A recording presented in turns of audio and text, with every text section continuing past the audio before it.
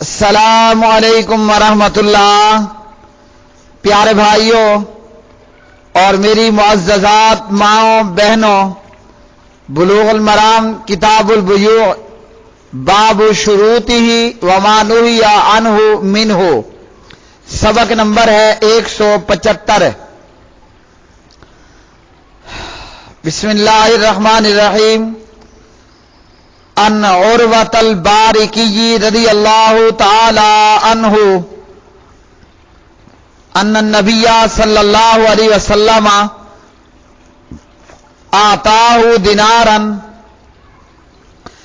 لیشتری بہ اضحیۃ او شاۃ فاشتری بہ شاتین فباع احداہما بدینار فأتاه بشاة ودینار فدعا له بالبركة في بيعه فكان لو اشترى ترابا لربع فيه، أخرجه أبو داود والترمذي وغيرهما، وقد أخرجه البخاري في ضمن حديث ولم يسق لفظه، وأورد الترمذي له شاهدا من حديث حكيم بن حزام۔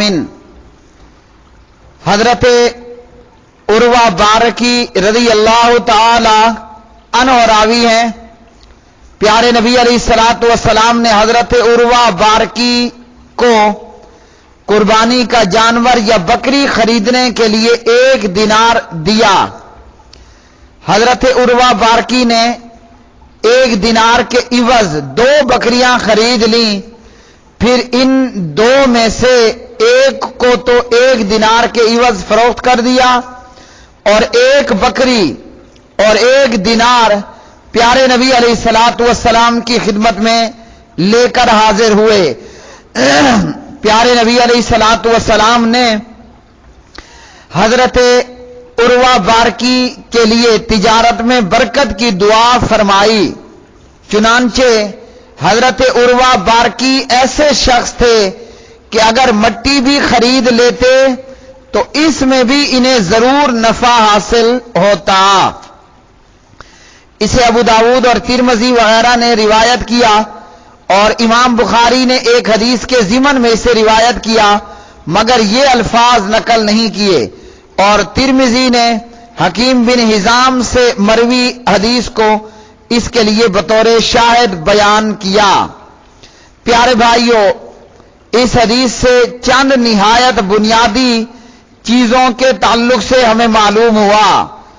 وکیل موکل کے مال میں تصرف کرنے کا پورا اختیار رکھتا ہے، جبکہ اسے مال کی وکالت سپرد کی جائے اور اسے اپنی مرضی سے استعمال کرنے کی آزادی دی جائے، ورنہ طے شدہ شرائط اور حدود کے اندر ہی وکیل کو کام کرنا ہوگا۔ اسی طرح اگر کسی کا مال اسے اطلاع دیے بغیر فروخت کر دیا جائے اور اطلاع ملنے پر مالک رضامندی کا اظہار کرے تو جائز ہے، اور اسی طرح جو شخص اپنے مالک کے لیے خدمت سر انجام دے تو مالک کو چاہیے کہ خدمتگار کے لیے دعائے خیر و برکت کرے۔ حضرت عروہ بارکی رضی اللہ تعالی عنہ مشہور صحابی ہیں، اور امیر المومنین عمر بن خطاب رضی اللہ تعالی عنہ نے اپنے دور خلافت میں حضرت عروہ بارکی کو کوفے کے منصب پر فائز فرمایا، اور کوفے کے اندر ہی انہوں نے سکونت اختیار کر لی۔ اگلی حدیث، عن ابی سعید الخدری رضی اللہ تعالی عنہ ان النبی صلی اللہ علیہ وسلم نہا عن شراء ما فی بطون الانعام حتی تضع، وعن بیع ما فی ضروعها، وعن شراء العبد وهو آبق، وعن شراء المغانم حتی تقسم، وعن شراء الصدقات حتى تقبض وعن ضربة الغائث رواہ ابن ماجہ والبزار والدارقطنی باسناد ضعیف۔ ابو سعید خدری رضی اللہ تعالی عنہ اس حدیث کے راوی ہیں۔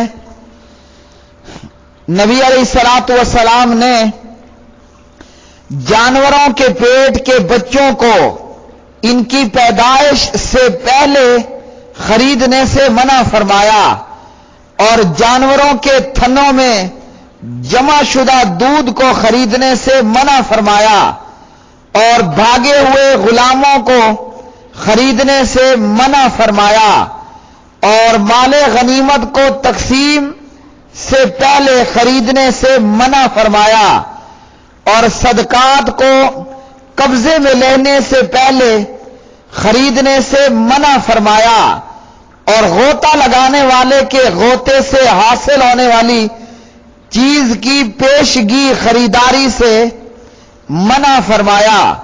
اور علامہ محمد زبیر علی زئی رحمہ اللہ نے اس حدیث کے تعلق سے بتایا کہ یہ روایت سندن حسن ہے۔ یہ روایت ابن ماجہ میں 2196 نمبر پر ہے اور ترمذی میں 1563 1563 نمبر پر۔ زبیر علی زئی فرماتے ہیں روایت حسن ہے۔ تو پیارے نبی علیہ الصلوۃ والسلام نے اس قسم کی بیع اور خریداری سے جو ہے آپ صلی اللہ علیہ وسلم نے منع فرما دیا۔ یہ سب صورتیں جو ہیں وہ دھوکے کی بیع میں شامل ہیں۔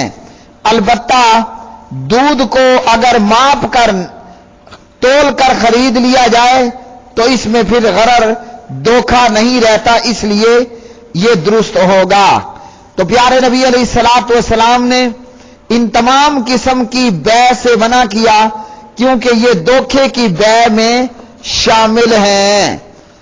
نہیں پتا کہ بچہ پیٹ میں کیسا ہے، کیسا پیدا ہوتا ہے، تھنوں میں موجود دودھ کتنا ہے، بھاگا ہوا غلام ملتا ہے کہ نہیں ملتا، اور اسی طرح دیگر چیزوں کے تعلق سے آپ صلی اللہ علیہ وسلم نے منع کر دیا۔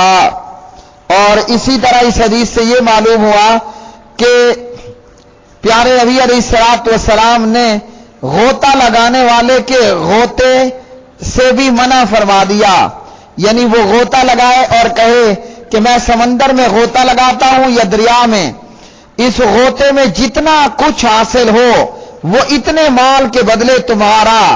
اب معلوم نہیں کہ غوطے میں حاصل شدہ مال طے شدہ قیمت سے زیادہ ہے یا کم ہے یا برابر میں ہے۔ اگلی حدیث ان ابی مسعود رضی اللہ تعالی عنہ قال قال رسول اللہ صلی اللہ علیہ وسلم لا تشتروا السمك في الماء فإنه غرر رواه احمد واشار الى ان الصواب وقفه۔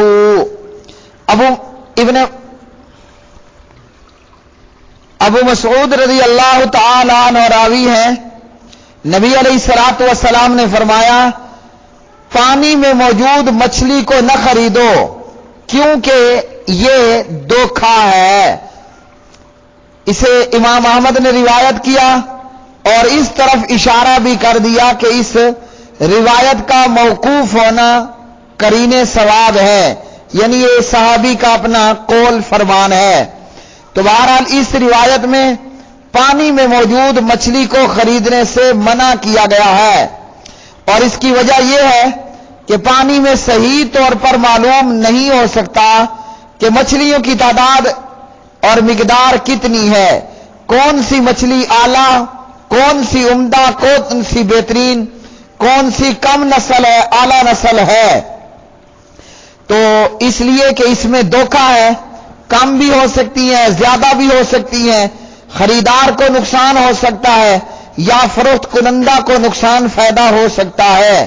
تو بعد میں رولے رفڑے کی بجائے پہلے ہی اس چیز سے منع کیا گیا ہے۔ یہ روایت موقوف بھی ہے، ضعیف بھی ہے. اس کی سند میں یزید بن ابی زیاد ضعیف راوی ہے، اور یہ روایت جو ہے وہ معنن صحیح ہے. تو پیارے نبی علیہ الصلوۃ والسلام سے یہ روایت مرفوعاً ثابت نہیں ہے، یہ قول ہے. اور اس روایت کے راوی ابو مسعود نہیں بلکہ عبداللہ بن مسعود رضی اللہ تعالی عنہ ہیں. یہ روایت سندن موقوف ہے، اور اس روایت کی سند میں یزید بن ابی زیاد ضعیف راوی ہے، اور روایت معنن صحیح ہے کیونکہ یہ بھی دھوکے ہی کی بے میں شامل ہے. اور اسی طرح اگر ذاتی طلاب وغیرہ بھی ہوں تب بھی مقدار اور تعداد اور تعین جنس میں جو ہے وہ فرق آ سکتا ہے. تو پیارے اس روایت کے اندر پانی میں موجود مچھلی کو خریدنے سے منع کیا گیا اور فرمایا کہ یہ دھوکہ ہے. پیارے بھائیوں، یہ تھا آج کا سبق نمبر 175، اور اس سبق سے یہ معلوم ہوا کہ دھوکے کی بے نہیں کرنی. جانوروں کے پیٹ میں بچوں کو پیدائش سے پہلے خریدنا اور تھنوں میں موجود دودھ خریدنا، اور اسی طرح مال غنیمت کو تقسیم ہونے سے پہلے خریدنا، صدقات کو قبضے میں لینے سے پہلے خریدنا، اور پانی میں موجود مچھلی کو خریدنا منع ہے. وآخر دعوانا ان الحمد للہ رب العالمین.